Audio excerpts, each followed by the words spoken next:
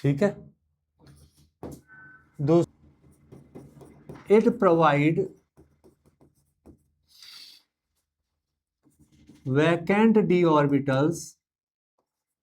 d orbitals equal to the coordination number.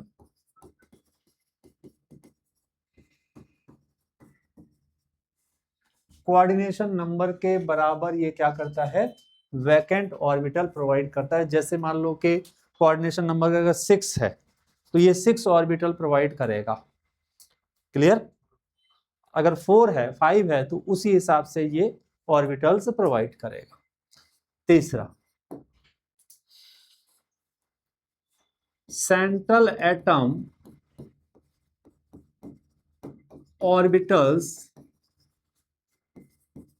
undergoes hybridization, इनमें hybridisation होगा। Hybrid orbitals forms coordinate bond. इसके postulate लिखने को नहीं आते ज्यादातर। विद लिगेंड, ठीक है। क्या है, लिगेंड के साथ क्या बनाता है, ये कोऑर्डिनेट बॉन्ड बनाता। ठीक, मैं अभी एक एग्जांपल आपको करके दिखाऊंगा।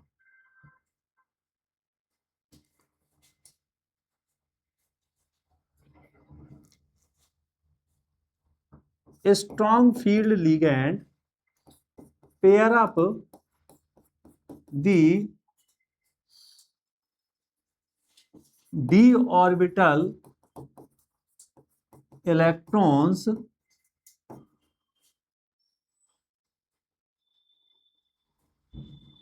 against Horn's rule, ठीक है ना, Horn's rule। ये पता है, बस ये 4-5 पोस्टुलेट्स हैं, ठीक है। अब जैसे मान लो इन्हीं स्टेप्स को हम यहां पे सॉल्व कर देते हैं, कोई एक एग्जांपल लेके। ठीक, हॉर्न्स रूल यहां लिख देता हूं, ठीक है ये, ठीक। और इससे क्या, एक और लिख दो, coordination number decides the shape of molecule, shape of complex. 4 है तो टेट्राहेड्रल या हाइब्रिडाइजेशन जो भी है, स्क्वायर प्लेनर, टेट्राहेड्रल, ऑक्टाहेड्रल, ये सब, ठीक है। अब हम एक इसमें एग्जांपल लिखते हैं। कौन सा एग्जांपल लिखेंगे, देखो जैसे मान लो मैंने किया K4FeCN6, ठीक है, ये हमने बनाना है। तो सबसे पहले मैं क्या करूंगा, सेंट्रल एटम ऑक्सीडेशन नंबर के बराबर इलेक्ट्रॉन लूज करता है। तो सेंट्रल एटम कौन सा है इसमें, Fe। तो Fe सेंट्रल एटम है, तो फाइंड ऑक्सीडेशन नंबर। अब इसका ऑक्सीडेशन नंबर आप साइड में निकाल दिया करो। ऑक्सीडेशन नंबर Fe का क्या हो जाएगा, 2। कैसे हो जाएगा, +1 × 4 x +-1 × 6 = 0। तो x = क्या, +2, ठीक है। इसका मतलब क्या होगा, पहला स्टेप, Fe ने अपना इलेक्ट्रॉन क्या किया, 2 इलेक्ट्रॉन लूज किया, ठीक है। कॉन्फ़िगरेशन था 3d6 4s2, यहां पे बन गया 3d6, ठीक है कि नहीं। अब इसमें जो ऑर्बिटल्स हैं, हम ऑर्बिटल्स बनाएंगे दूसरे। हम लिखेंगे यहां पे 3d की 5 ऑर्बिटल्स बनेगी, ठीक है।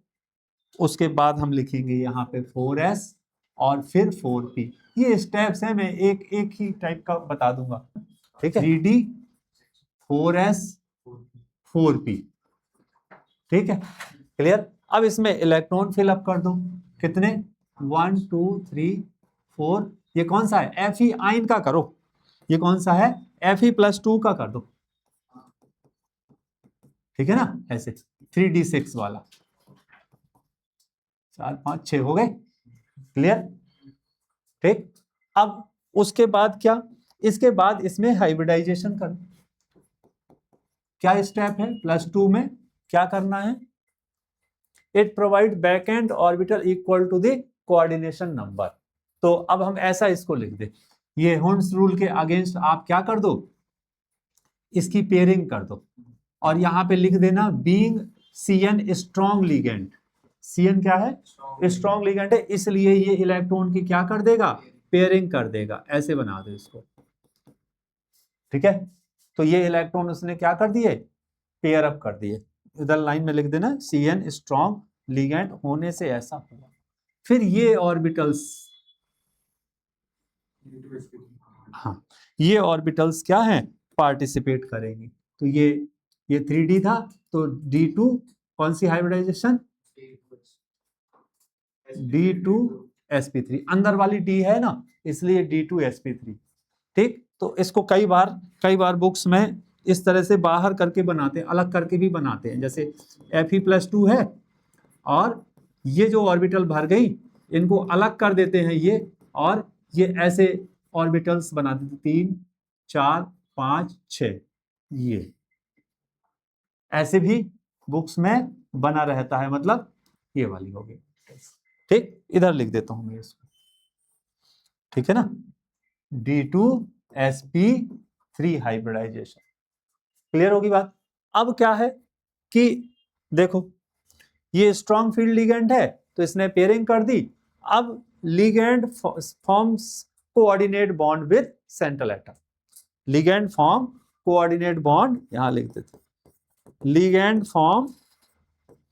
फॉर्म्स कोऑर्डिनेट बॉन्ड, ये लिख तो नहीं दिया पहले कहीं, ये है हाइब्रिड, हाँ लिखा हुआ है ऊपर, ये है ना, ये वाला, ठीक है ना।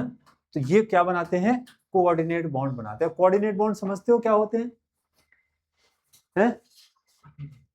सर ने भेजा ना इधर, कोऑर्डिनेट बॉन्ड समझते हो, नहीं, कोवलेंट बॉन्ड समझते हो, देखो कोऑर्डिनेट बॉन्ड और कोवलेंट बॉन्ड में सिर्फ एक ही फर्क होता है कि कोऑर्डिनेट बॉन्ड में दोनों इलेक्ट्रॉन एक ही एटम के होते हैं।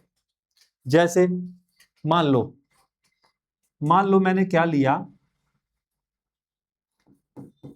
NH3 लिया, समझना बात को, NH3 लिया, अब NH3 में नाइट्रोजन का एटॉमिक नंबर कितना होता है, 7, वैलेंस शेल के इलेक्ट्रॉन कितने, 5, तो 3 तो बॉन्ड बना लिए इसके साथ, देखो ये देखो 3 तो इसने बॉन्ड बना लिए हाइड्रोजन के साथ, एक इलेक्ट्रॉन पेयर बच गया इसका, बचा नहीं बचा।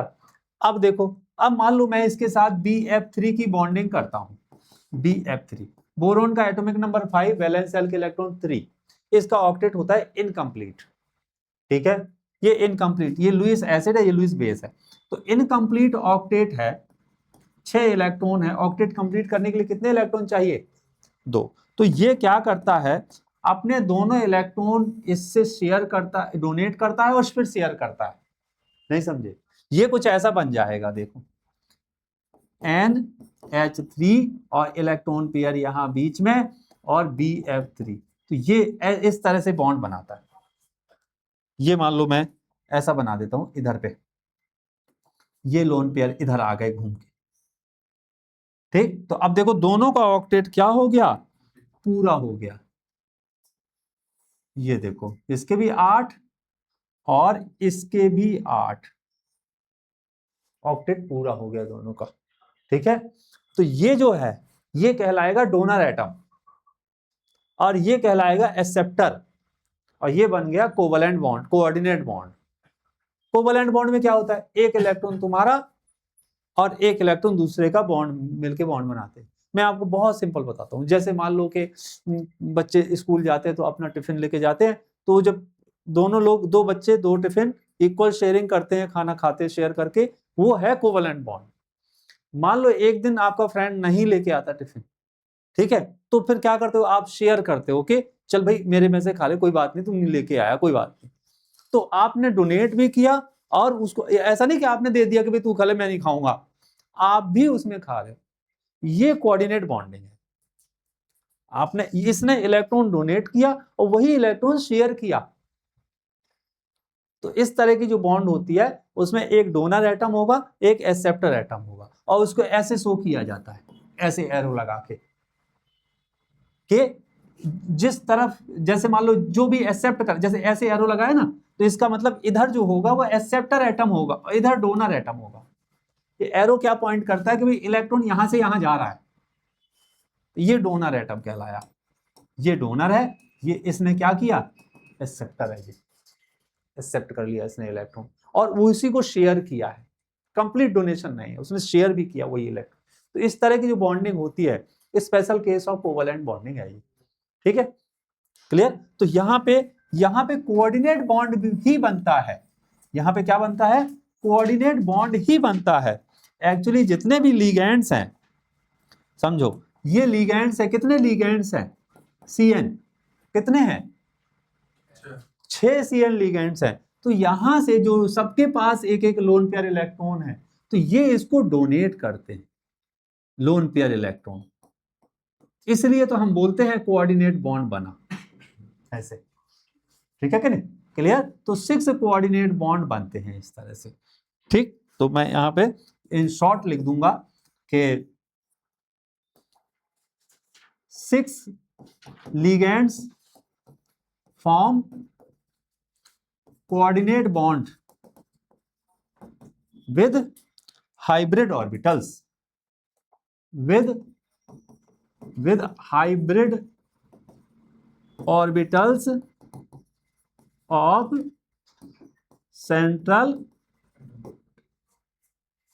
ठीक है, तो मैंने यहां पे लिख दिया ऐसे 6 CN लिगेंड्स, यहां पे लिख देता हूं दूसरे कलर से, 6 CN लिगेंड्स।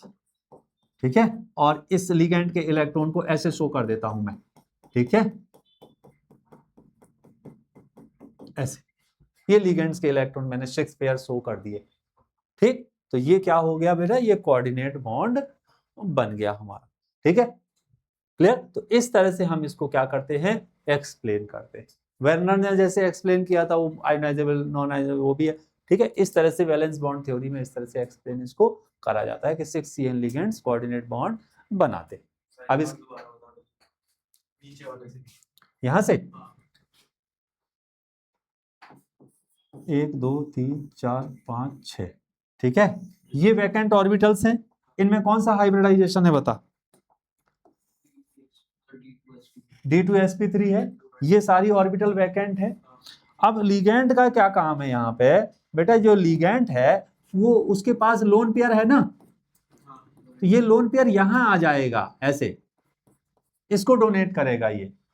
इसी तरह से ये वाला CN भी ऐसे ही करेगा, लोन पेयर इसका जो यहाँ पे था वो यहां पहुंच जाएगा। तीसरा लिगेंड लोन पेयर, मैंने क्या बोला, कोऑर्डिनेट बॉन्ड कैसे बनता है, लोन पेयर इलेक्ट्रॉन पूरा पेयर डोनेट करेगा, उसको शेयर करेगा। ठीक है, इसी तरह से बेटा 6 लिगेंड्स होंगे ना, ये यहां पे एक दोनों पहुंच गए इसके ऑर्बिटल में, ये दोनों इलेक्ट्रॉन कहां पहुंच गए, यहां पहुंच गए ऐसे, ये दोनों इलेक्ट्रॉन कहां पहुंच गए, ऐसे यहां पहुंच गए ऐसे। तो 6 CN बॉन्ड बने, तो 6 कोऑर्डिनेट बॉन्ड बने। एरो कैसा होगा, एरो ऐसा बना दूंगा मैं अगर बना दूं, CN से CN नेगेटिव से इस ऑर्बिटल की तरफ एरो बना। एक्चुअली ये कोवैलेंट बॉन्ड ही होते हैं। ठीक है, बॉन्ड बनने के बाद फिर कोवैलेंट और कोऑर्डिनेट बॉन्ड में कोई अंतर नहीं होता, ये बात भी आपको ध्यान में रहे। कुछ एक्सेप्शन केसेस हैं, जैसे मैंने अभी पिछली क्लास में एक एक्सेप्शन केस बताया था कॉपर का, है ना, वो एक्सेप्शन केस है, उसमें इलेक्ट्रॉन आगे चला जाता है। एक्चुअली क्या है कि इन्होंने इसमें भी बहुत सारे एक्सेप्शन केसेस हैं, जैसे ये स्ट्रॉन्ग फील्ड लिगेंड और वीक फील्ड लिगेंड होते हैं। जैसे 4D और 5D आएगा, सारे लिगेंड्स स्ट्रॉन्ग फील्ड ही हो जाते हैं, कोई वीक नहीं होता। वीक फील्ड और स्ट्रॉन्ग फील्ड किसके लिए है, 3D सीरीज के लिए है, आगे तो अप्लाई नहीं होता। ठीक है ना। और जैसे कुछ एक्सेप्शन केसेस हैं, जैसे मान लो निकेल है, निकेल, ये निकेल +4 है मान लो, तो निकल +4 में जो फ्लोराइड है ना, ये स्ट्रॉन्ग फील्ड लिगेंड की तरह काम करता है, इस पर इफेक्टिव चार्ज बहुत ज्यादा होता है। तो ये कुछ एक्सेप्शन केसेस भी हैं, ठीक है। तो इसका वैलेंस बॉन्ड थ्योरी का पैटर्न समझ गए कैसे करना है हमको क्वेश्चन। ये पॉइंट्स आपको स्पेक्ट्रोकेमिकल सीरीज वो जो है ना स्ट्रेंथ ऑफ लिगेंड्स वाली, वो याद करनी है, ठीक है कि नहीं। तो आपको पता चलेगा कौन सा वीक लिगेंड है, कौन सा स्ट्रॉन्ग लिगेंड है। तरीका मैं आपको बता देता हूं, वो ये है कि आपके पास सबके पास बुक है ना, तरीका मैं बता देता हूं कौन कौन सा कैसे चेक करना है, किसका ज्यादा होगा किसका कम होगा। जिसमें कार्बन है वो सबसे ज्यादा वाले होंगे, चाहे देख लो, जिसमें कार्बन है उसका सबसे ज्यादा होगा, carbon as a donor atom, ठीक। उसके बाद नाइट्रोजन, फिर ऑक्सीजन और फिर हाइड्रोजन, ये पैटर्न।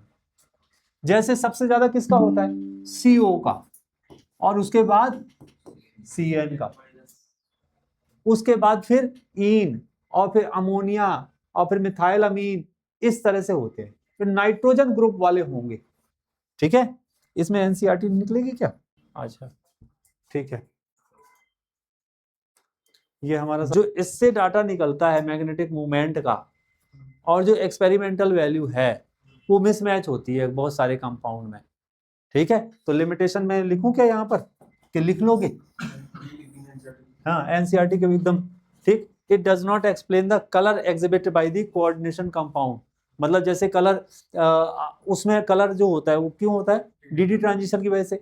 इसने DD ट्रांजिशन का कोई कॉन्सेप्ट ही नहीं डाला, इसलिए स्प्लिटिंग कहाँ पढ़ते हैं? CFT में पढ़ते हैं।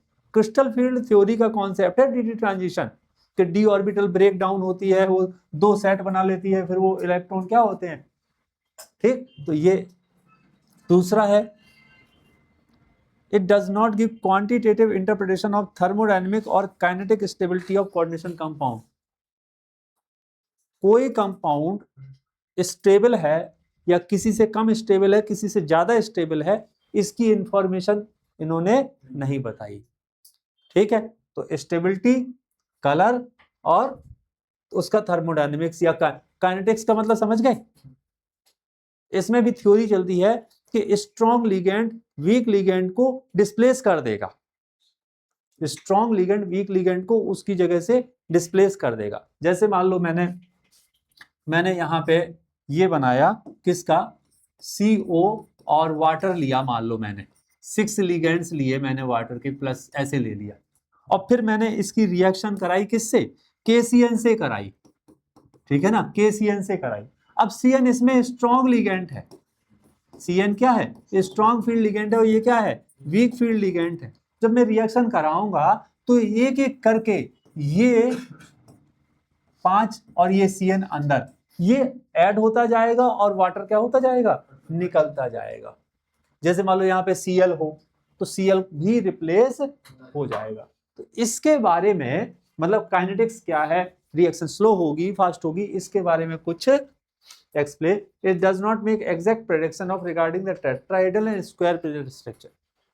कब टेट्राहेड्रल होगी और कब स्क्वायर प्लेनर होगी, इसका भी प्रेडिक्शन, जैसे उसमें एक्सेप्शन केस आया था। अब जैसे मान लो मैंने अभी पिछली क्लास में ये केस डिस्कस किया था,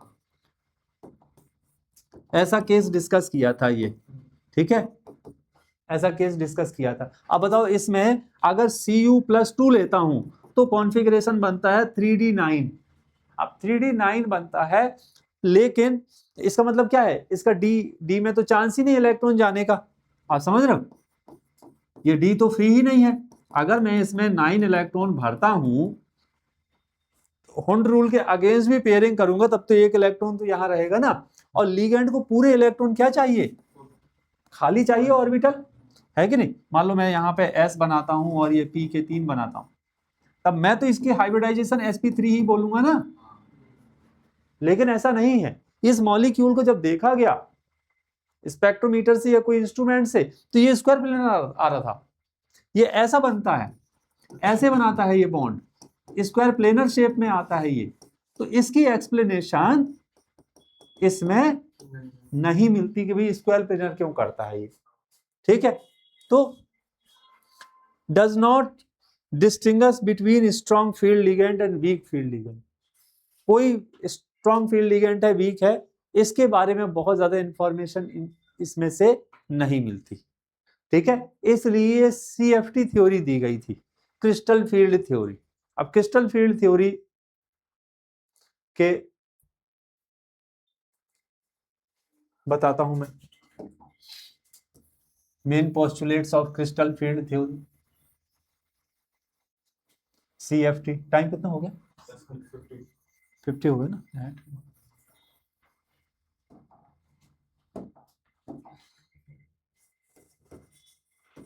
क्रिस्टल फील्ड थ्योरी,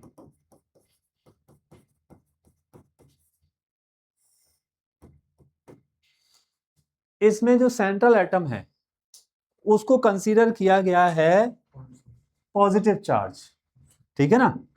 क्या सेंट्रल मेटल एटम है जो, उसको पॉजिटिव चार्ज कंसीडर किया गया है, और जो लिगेंड है उसको नेगेटिव चार्ज कंसीडर किया है, पॉइंट चार्ज, ठीक है। पहला ये है हिसाब इसका। और दूसरा उनने बोला कि भाई इनके बीच में जो फोर्स ऑफ अट्रैक्शन लगता है वो लगता है क्या, इलेक्ट्रोस्टैटिक फोर्स ऑफ अट्रैक्शन लगता है। कौन सा लगता है? Electrostatic force of attraction, electrostatic force of attraction इसमें लगता है, ठीक है। तो क्लियर, इसमें फोर्स ऑफ अट्रैक्शन इसको या तो पॉइंट चार्ज कंसीडर किया या डाइपोल, जैसे Cl है, Cl नेगेटिव, ये पॉइंट चार्ज हो गया। और डाइपोल जैसे वाटर है, वाटर डाइपोल होता है, तो या तो डाइपोल कंसीडर करो और या क्या करो, पॉइंट। अब है वाटर तो डाइपोल है, ठीक है, क्लियर। मेटल और जो लिगेंड का जो फोर्स ऑफ अट्रैक्शन है वो purely electrostatic force of attraction है, ठीक है ना। कौन सा है? Electrostatic force of attraction. दूसरा, अब बेटा मैंने आपको ये बताया था कि ये जो d ऑर्बिटल्स होती हैं, dxy, dyz, dzx, dx square Y square, dz square, ये जो ऑर्बिटल्स है ये क्या होती हैं? स्प्लिट होती है। जैसे मान लो कि ये कोई मेटल एटम है, ठीक है, ये d ऑर्बिटल्स हैं इसकी। लिगेंड्स अगर कोऑर्डिनेशन नंबर 6 है तो 6 डायरेक्शन से लिगेंड आएगा, 6 लिगेंड्स आएंगे उसको कवर करने के लिए। तो 4 तो इधर से 90 का एंगल बनाते हुए लिगेंड्स आएंगे, ऐसे 90 का एंगल बनाते। 4 तो एक प्लेन से होगा, ठीक है ना, 4 एक प्लेन से होगा, इधर से, यहां से और यहां से, ये बीच में सेंट्रल एटम है, एक ऊपर से और एक क्या है, नीचे से, ऐसे इलेक्ट्रॉन आएंगे, ठीक है। अब ये सारे पॉइंट चार्ज हैं। अब d ऑर्बिटल्स क्या होती है बेटा? ये अलग अलग होती हैं, ठीक है। अब इनका इलेक्ट्रॉन डिस्ट्रीब्यूशन और इनका अलग अलग है, इसलिए जब ये लिगेंड्स आते हैं तो जो d ऑर्बिटल में इलेक्ट्रॉन्स होते हैं, सेंट्रल एटम की जो d ऑर्बिटल होती है उसमें इलेक्ट्रॉन होते हैं, वो इलेक्ट्रॉन और ये जो लिगेंड्स के इलेक्ट्रॉन है इनमें रिपल्सन लगेगा। किस किस में रिपल्सन होगा? d ऑर्बिटल में जो हमारे अनपेयर्ड इलेक्ट्रॉन है वो, और लिगेंड्स में जो इलेक्ट्रॉन पेयर है उसमें, क्योंकि लिगेंड्स को भी पॉइंट चार्ज हमने बोल दिया, तो इनके बीच में क्या लगेगा? Repulsion force. और ये रिपल्सन फोर्स इक्वल नहीं होता कि सारी ऑर्बिटल में एक जैसा रिपल्सन फोर्स लगे, ये अनइक्वल होता है। किसमें रिपल्सन फोर्स ज्यादा लगेगा? ये वाली ऑर्बिटल्स में रिपल्सन फोर्स ज्यादा लगेगा, क्योंकि जब वो ऑक्टाहेड्रली आती है ना तो ये ऑर्बिटल्स पहले कॉन्ट्रैक्ट में आएंगी, ठीक। जैसे अब मैं सारी ऑर्बिटल्स अगर मैं बनाऊं तो मैं एक साथ नहीं बना पाऊंगा ना। जैसे मान लो समझो कि कुछ ऐसा है कि ये मैंने बड़ा सा एक्सिस बना दिया, ठीक। अब मैं बनाता हूं, ट्राई करता हूं मैं कि ऑर्बिटल तुम्हारी मैं बनाऊं। ये है आपकी ऐसे, ये डी एक्स वाई हो गई, और दूसरी बनाऊंगा तो मैं D X square Y square, कुछ ऐसे हो गई, ऐसे हो गई। अब लिगेंड इधर से आया, यहां से, क्योंकि 90 के एंगल से आएगा ना, तो ये D X square Y square और ये 90 का एंगल तो यहां से आएगा, तो यहां जो डी ऑर्बिटल है उनमें रिपल्सन क्या होगा? ज्यादा होता है। इस वजह से वो क्या होती है, उनका एनर्जी लेवल क्या हो जाता है, तो वो ब्रेक हो जाती हैं। अब ब्रेक हो जाएंगी तो फिर वो टूट जाती हैं और उनमें 2 सेट में वो टूट जाती हैं डी ऑर्बिटल्स। ठीक, क्लियर? कौन कौन से सेट में टूट जाती हैं? 2 सेट बन जाते हैं उसके। एक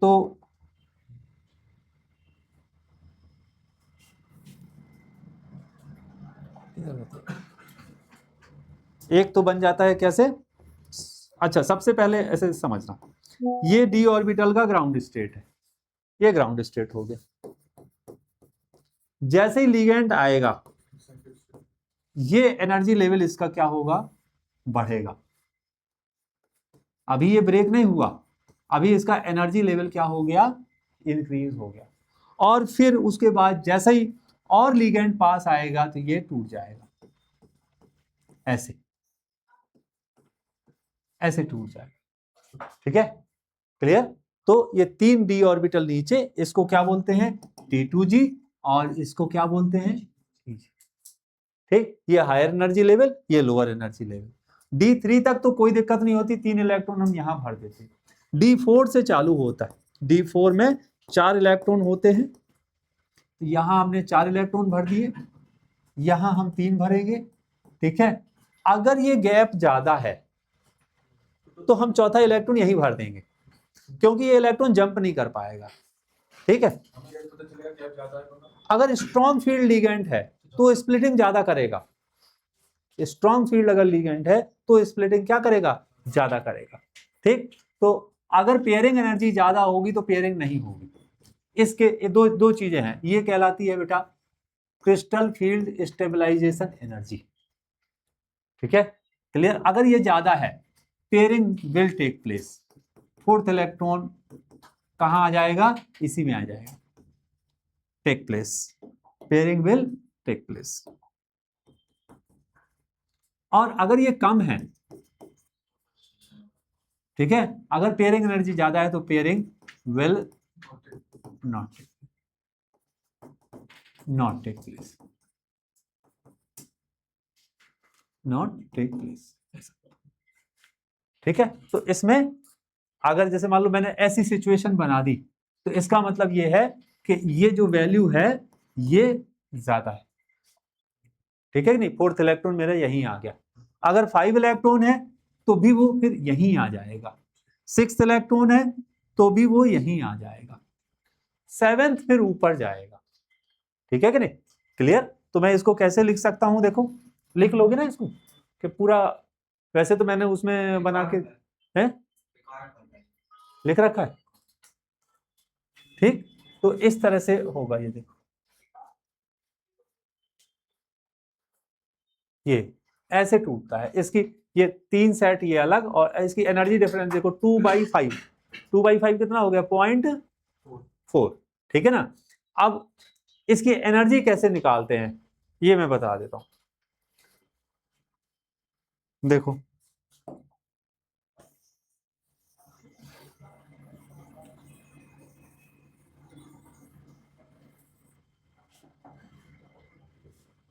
डेल्टा कितना होगा? ठीक है ना? तो अगर अगर मैं बोलूं कि कॉन्फ़िगरेशन है, मान लो कॉन्फ़िगरेशन है T2G1, ठीक है, तो T2G1 है तो डेल्टा कितना आएगा? डेल्टा आएगा बेटा, डेल्टा किसका डिफरेंस होता है? इसके एनर्जी का और इसके एनर्जी का डिफरेंस होता है। ठीक है, अगर T2G1 है तो डेल्टा क्या होगा? 0.4 हो जाएगा, है ना? 0.4 इंटू 1। अगर T2G2 है तो कितने इलेक्ट्रॉन आए? हाँ, 0.4 इंटू 2, तो ये कितना हो गया? 0.4, और ये कितना हो गया? 0.8। T2G3 है तो 1.2। ठीक है, T2G4 है तब देखना पड़ेगा वीक है? हाँ, ये अभी अगर हम स्ट्रॉन्ग फील्ड लिगेंड की तरफ जाएं तो हम बात कर रहे हैं कितना हो जाएगा डेल्टा की वैल्यू? 4 इंटू 4 1.6। T2G5 है, कितना होगा? 0.4 इंटू 5 तो 2 होगा। T2G6 है, ये मैक्सिमम वैल्यू हो गई बेटा इसकी, 0.4 इंटू 6, 2.4 क्या हो गई? Maximum value. अब यहां से घटना चालू होगी, यहां से कैसे T2G6 और EG1। अब EG की वैल्यू कितनी होती है 3/2, ठीक है 3/5 तो 0.6 होती है। तो फिर मैं इसमें से माइनस करूंगा, क्या करूंगा, ये डिफरेंस लूंगा, मतलब कि 2.4 माइनस EG में कितना गया 0.6 इंटू 1, तो ये माइनस हो कितना हो गया 1.8, ठीक है कि नहीं, ऐसे निकालते हैं। फिर T2G2 और EG कितना 2, अब कितना आ गया 2.4 माइनस 0.6 इंटू 2 कितना हो गया 1.2, ठीक है। इसी तरह से T2G6 और EG3 कितना हो गया, लास्ट में कितना हो जाएगा 0 हो जाएगा। जब सारे भर जाएंगे तो इसका मतलब क्या है कि ये स्प्लिटिंग नहीं होगी। जब d ऑर्बिटल पूरा भर जाएगा ना तो वो डीजनरेट हो जाएगा, स्प्लिटिंग उसमें नहीं होगी, वो बिल्कुल एक जैसा ही दिखेगा। क्योंकि उसमें इलेक्ट्रॉन कम ज्यादा होते हैं, इस वजह से स्प्लिटिंग आती है। ये मैं बोल रहा था स्पेक्ट्रोकेमिकल सीरीज का, CO का सबसे ज्यादा, फिर CN का, इन में क्या है इथेन 1,2 डाइअमीन, नाइट्रोजन है इसमें, फिर इसमें भी नाइट्रोजन है, ये क्या है इथिलीन डाइअमीन टेट्रा एसीटेट, इसका नाम लिखा तो है बुक में, देखो इथिलीन डाइअमीन टेट्रा एसीटेट, इथिलीन ऐसे बनाता हूं, बना भी देता हूं मैं, N और CH2COO नेगेटिव, CH2COO नेगेटिव, और यहाँ पे हो गया CH2COO नेगेटिव, CH2COO नेगेटिव। तो 6 ये है इथाइलिन डाइअमीन टेट्रा एसीटेट। ये हेक्साडेंडेट लिगेंड है, इसकी डेंटिसिटी क्या होती है 6 होती है। इसको फ्लेक्सीडेंडेट भी बोलते हैं, फ्लेक्सीडेंडेट, फ्लेक्सीडेंडेट समझते हो, कभी कभी ये 6 कोऑर्डिनेशन नंबर शो करता है, कभी 5 भी करता है, फ्लेक्सी है, फ्लेक्सिबल है, ठीक है।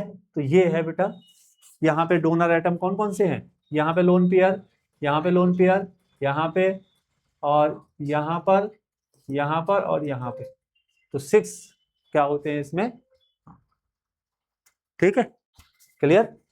अब देखो उसके बाद देखो ये भी N है, N 4 है, यहाँ डोनर एटम कार्बन है, कार्बन है, फिर ये 4 नाइट्रोजन वाले हैं, फिर ऑक्सीजन शुरू हुआ O, O और O 3 है, उसके बाद ये फ्लोरीन हेलोजेंस वाले, ठीक है। तो ये आपको ये NCERT में ये बस ध्यान रखना है, ये दो हैं कार्बन वाले, 4 नाइट्रोजन वाले हैं, ठीक है, और 3 ऑक्सीजन वाले, और फिर फ्लोरीन का ले लेना हेलोजेंस वाले, ठीक है। इसका जनरली एस का नहीं पूछते, इसका पूछते हैं SCN। अच्छा देखो SCN और NCS, इसमें दोनों फर्क है, इसमें डोनर एटम क्या है N है, इसमें डोनर एटम N है, और इसमें डोनर एटम S है, ठीक है क्लियर।